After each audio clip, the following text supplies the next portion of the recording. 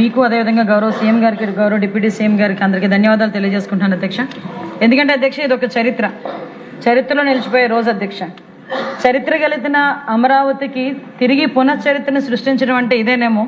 దానికి ఇంత మంచి అవకాశం మనందరికీ కూడా కలుగజేస్తున్నందుకు ప్రత్యేకంగా గౌరవ ముఖ్యమంత్రి గారికి, ముఖ్యంగా అమరావతి రైతులకి అందరికీ కూడా పేరు పేరున ఈ సభ తరపున ఆంధ్రప్రదేశ్ రాష్ట్ర ప్రజల తరపున కూడా ధన్యవాదాలు తెలియజేసుకోవాలి అధ్యక్ష.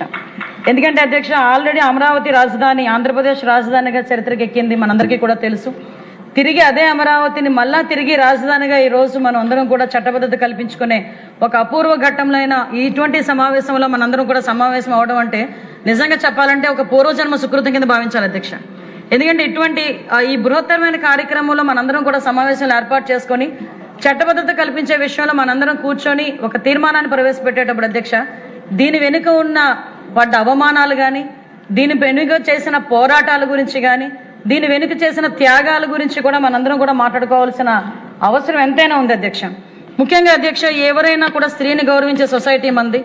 అటువంటి సూర్యోదయం నుంచి కూడా సూర్యాస్తమయం వరకు కూడా మహిళల పాత్ర లేకుండా ఏ మనిషికి కూడా మనుగడ లేదు అని చెప్పి పురాణాలు కూడా చెప్తే మనకి కూడా అదంతా కూడా మనకు తెలుసు అధ్యక్ష.